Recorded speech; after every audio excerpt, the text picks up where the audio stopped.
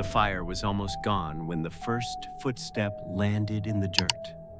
At first, it was faint, just a shuffle beyond the circle of light, but it carried weight, a steady, patient rhythm. The laughter of four friends fell silent all at once. Their smiles froze. Their bodies stiffened. Each one felt the sound not just in their ears, but in their bones, as though the earth itself had shifted beneath them. And then another step. Closer. Circling. Something, or someone, was out there, pacing around their tent. The woods had been empty when they arrived, endless and quiet, a stretch of wilderness with no roads, no houses, no signs of life for miles. They had chosen this spot because it promised solitude. Now, it promised something else entirely. The friends sat frozen, their faces glowing orange in the firelight. No one moved. No one breathed. Then, from the dark, a voice called out, "Jason!" It was low, calm, and perfect. Too perfect. It was Jason's own voice, thrown back at him from the trees. They had driven 3 hours to get here.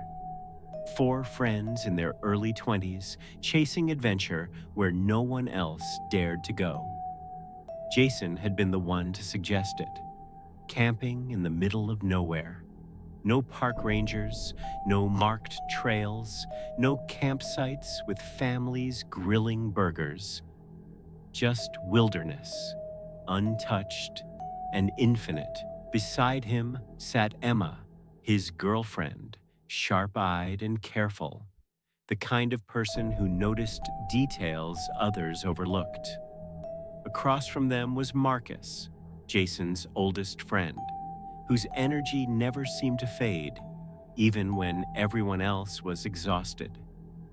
And next to Marcus, half asleep with his hoodie pulled up, was Lily, the quiet one, Jason's younger sister, who came along more out of fear of missing out than excitement. The trip had started lighthearted, jokes in the car, music blasting, bags of snacks scattered across the back seat. But the further they drove, the stranger the world seemed. Civilization thinned out, roads narrowed, cell service vanished. And by the time they reached the stretch of forest Jason had picked Pabi, there was nothing left of the modern world. No signs, no sounds, just trees. At first, it felt like freedom. Then it felt like exposure. But no, as footsteps circled their camp, it felt like a trap. Jason had chosen this place for a reason he didn't tell the others. He'd been here before. Not to camp, not to hike, but to escape. 2 years earlier, when everything in his life had been falling apart, his parents' divorce, his sister slipping into depression, his own grades tanking. He had come out here alone.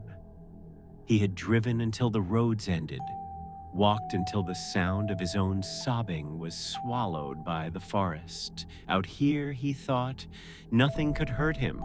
Out here, no one could see him.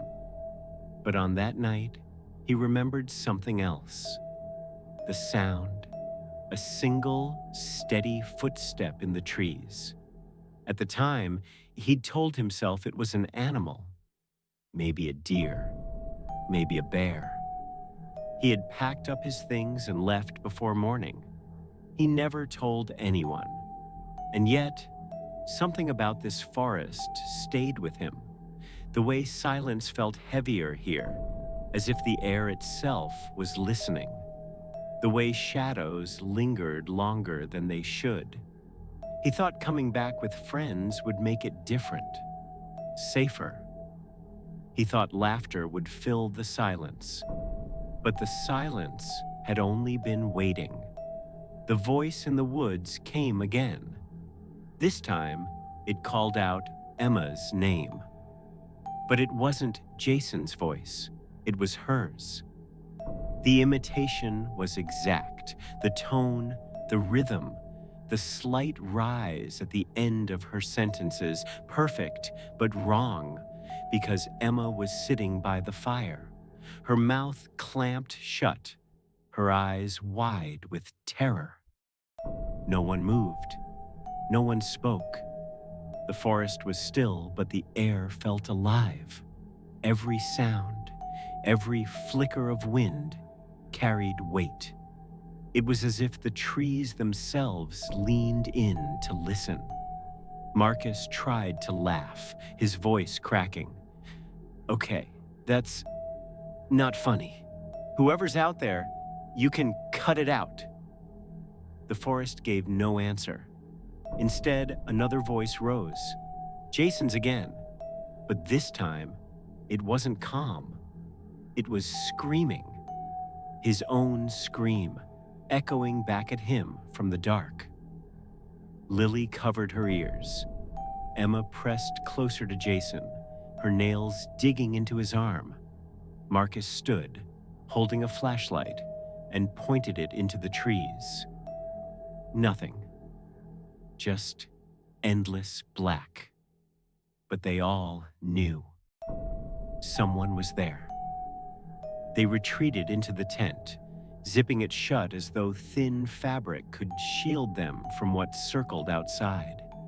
The fire burned low. The air inside the tent was hot, suffocating, but none of them dared to unzip it again. And then it began. First, the voices. One by one, each of their voices spoke from the dark. Soft whispers at first, like secrets traded behind their backs. Then louder, clearer, perfect imitations. Jason's voice, "Let me in." Emma's voice, "Don't leave me." Marcus's voice, "Help me." Lily's voice, "It hurts." Over and over, circling the tent, the flashlight in Marcus's hand flickered and died. Their phones had no service. Their bags sat outside, beyond reach. Jason tried to steady his breathing, tried to think of an explanation, a trick, someone messing with them. But the voices were too precise, every detail matched, every tone exact. And then came the worst sound of all. The zipper of the tent.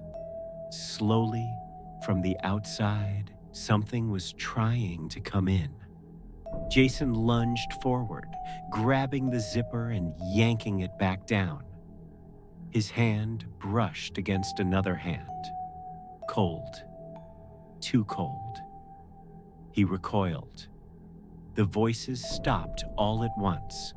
Silence fell heavy, pressed against their eardrums. And in that silence, Jason realized something. It wasn't just mimicking them. It was waiting for them, testing them, feeding on their fear. Jason leaned forward, his voice low but steady.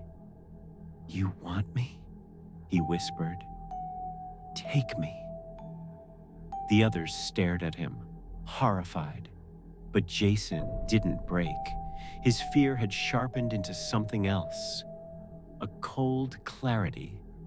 He thought back to that night 2 years ago, when he had run from the footsteps. He had carried that fear ever since. Maybe it had carried him too.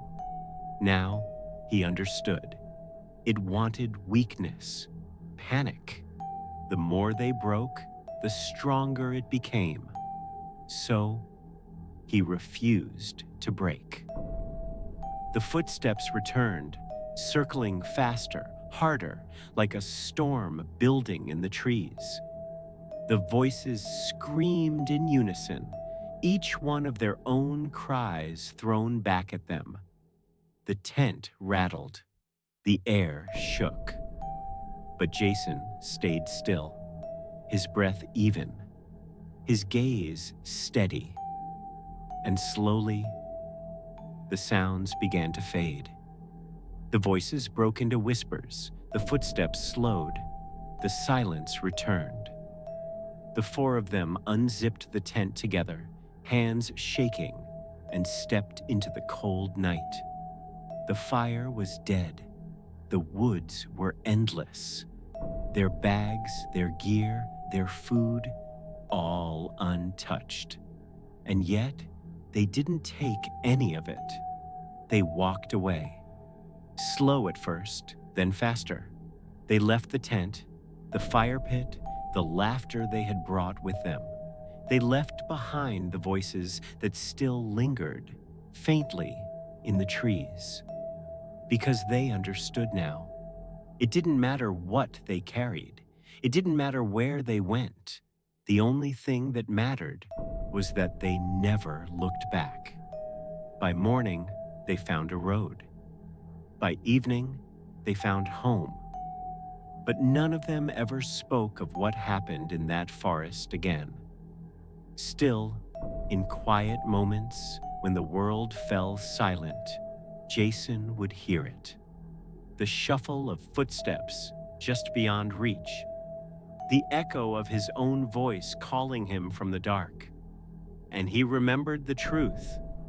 Consistency is not just survival. It's defiance.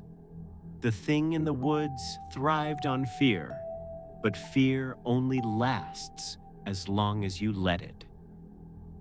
And sometimes refusing to break is the only weapon you have.